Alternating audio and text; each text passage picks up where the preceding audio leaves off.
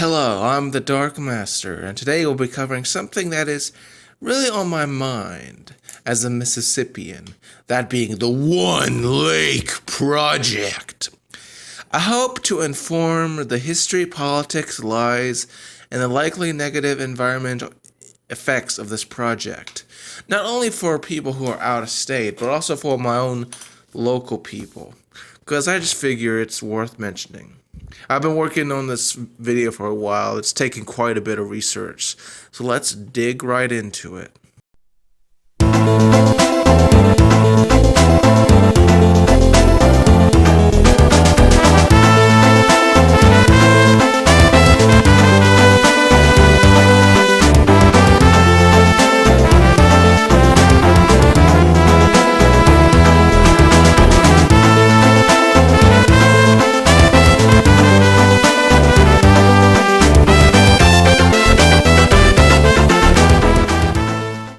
Many people don't know much about this project, which is very depressing due to its sheer impact in history.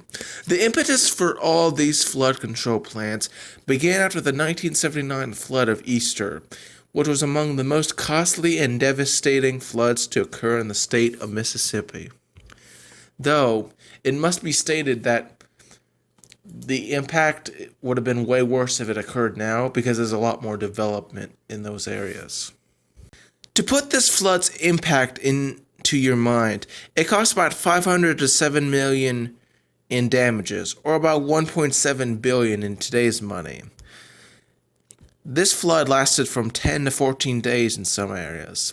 After this, Congress authorized the Army Corps of Engineers to develop a flood control plan. From here, the Army Corps proposed the Chaco Dry Dam Plan, authorized by Congress in 1986. A follow-up called the Comprehensive Levee Plan was proposed by the Conservative Corps in 1996, but we'll get back to that in a moment. These Conservative Corps proposals had two sole focuses: flood control and their environmental impact, as it always should be when doing these things. However, from left field came opposition. Around the same time in 1996, John W. McGowan, a local left-leaning oil man and developer, proposed the first proposal of what would morph into the One Lake Project. This was the Two Lakes Project. The plan would have had McGowan's oil and gas company, McGowan Working Partners, as its chief creators. Totally no conflict of interest there. The Two Lake Project would have dredged and widened the Pearl River channel between the Rossburnett Reservoir and Richland, and have created weirs to create a 4,500 acre upper lake and a 500 acre lower lake. This plan was rejected by the Corps of Engineers due to its estimated cost of $1.5 billion. During the same year, the Comprehensive Levee Plan failed due to a lack of public interest and support. In 2001, the Rankin-Hines Pearl River Flood and Drainage Control District, also known as the Levee Board, took over the role of planning and executing flood control projects in the Jackson area. This was because could avoid state power, in their opinion. This dirty move to avoid local needs was accompanied by the Levees Board's adoption of the LaFleur Lake Plan, which was a plan slightly modified from McGowan's Two Lakes Plan. In a period of 2003 to 2006, the Levee Board worked with the Corps of Engineers to study the LaFleur Lake Plan. The $2.85 million budget was going to be split by the pair. In 2007, after several modification attempts, the Corps concluded that the LaFleur Lakes Plan was less effective as a flood control than the Corps' own Comprehensive Levee Plan, and it was rejected. According to the Corps, it provided less flood control and had an estimated cost of $1.4 billion, being not an economically viable flood control plan, according to the Corps of Engineers. After the failure of the Lafleur Lake Plan, the levee board proposed the Lower Lake Plan. This plan would have cost $6.05 million in upfront costs for levee stabilization, lake construction, property acquisition, and core infrastructure. The majority of the costs would, of course, fallen on the public sector. In July of 2007, the Water Resources Development Act, or WRDA, as I'll refer to it for the rest of this video, authorized federal expenditure for the Corps Plan. Federal funding participation is limited to the amount needed to pay the federal share, which was 65% of the comprehensive levee plan, which is about $133,770,000.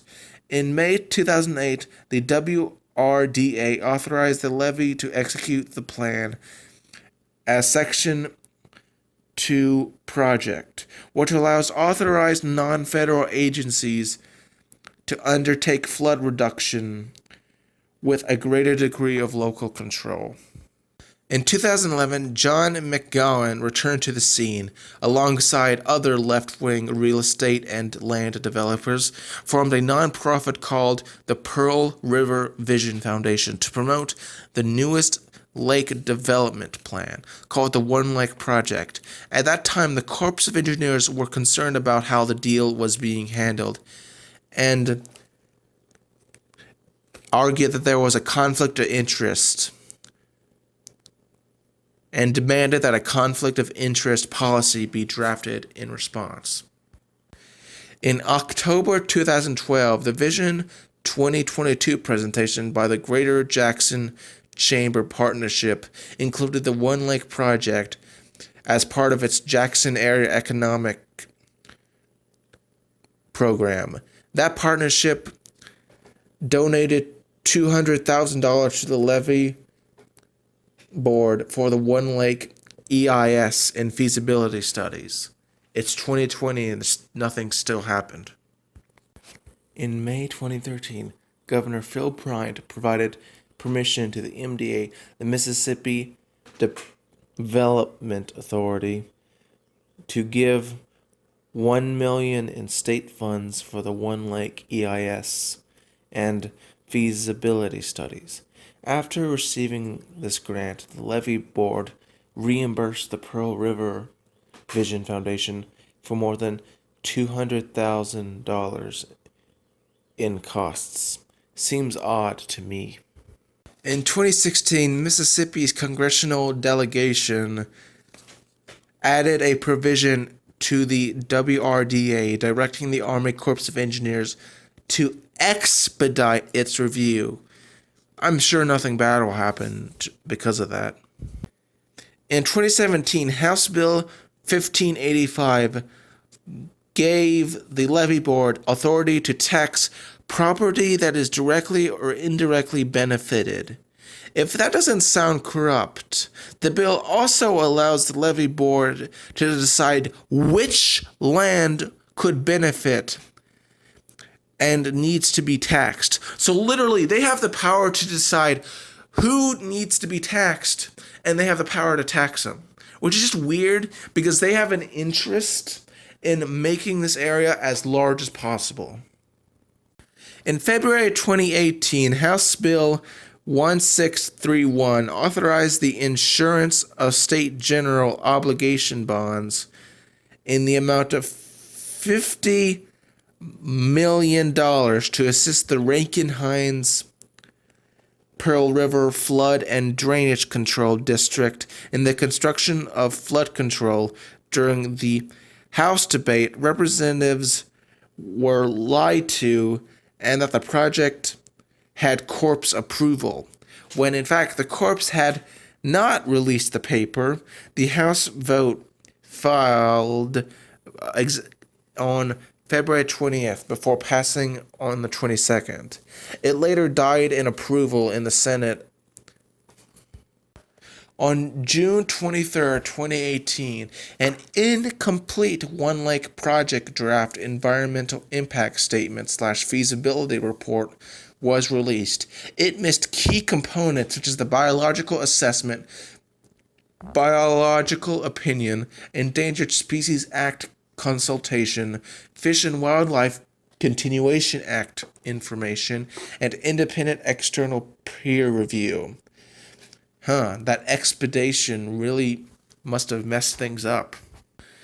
After 26 citizen groups, Lawrence County and the Louisiana Senate wrote letters to the sponsors demanding more time and a better report.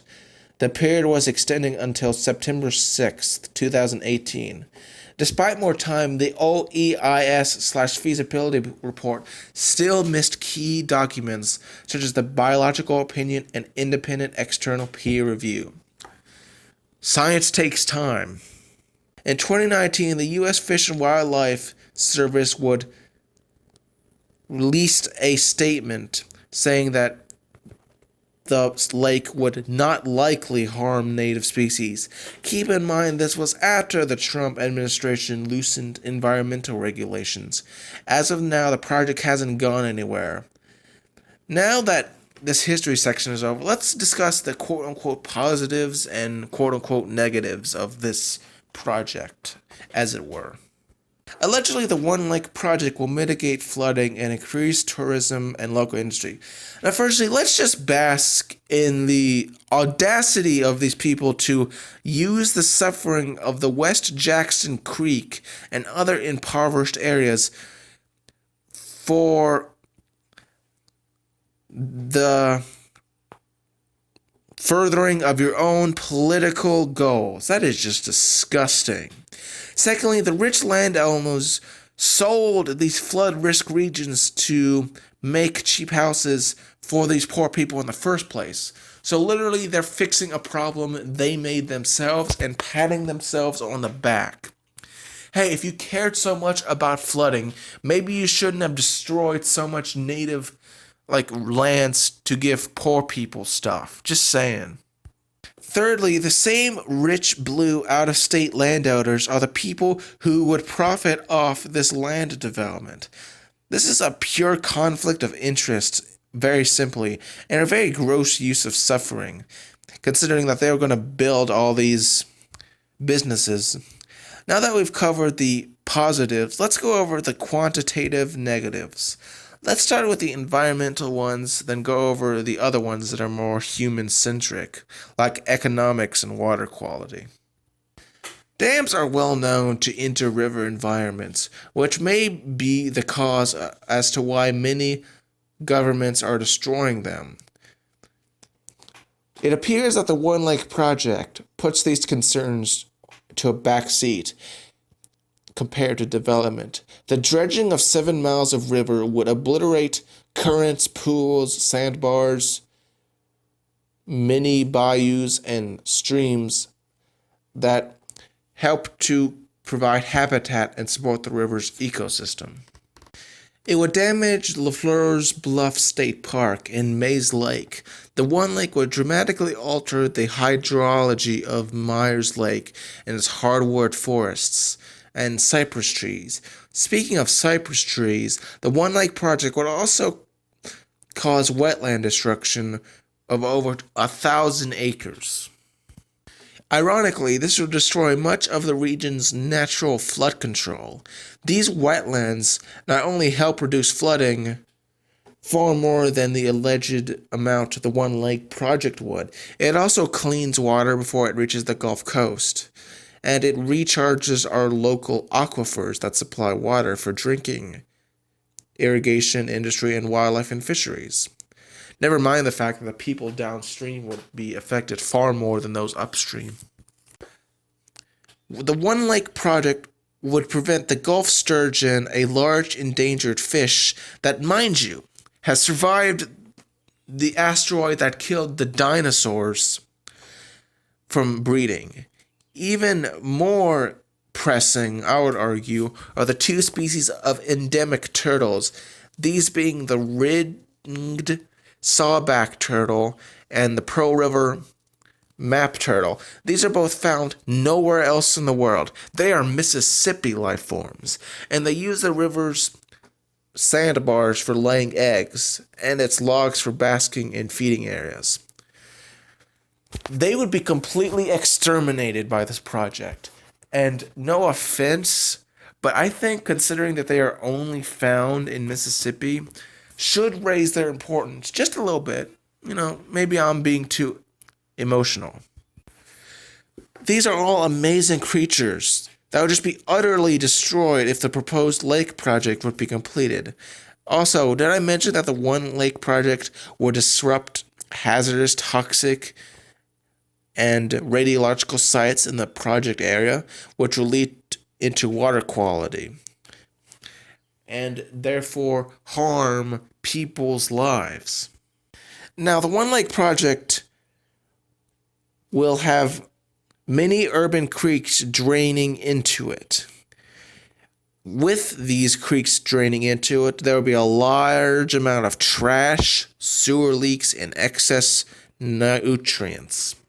This combined with the waste would create a lake that looks more like a catfish pond. And not to hate on catfish ponds, but it's not exactly the pristine, clear water lake that the proponents often argue it would be.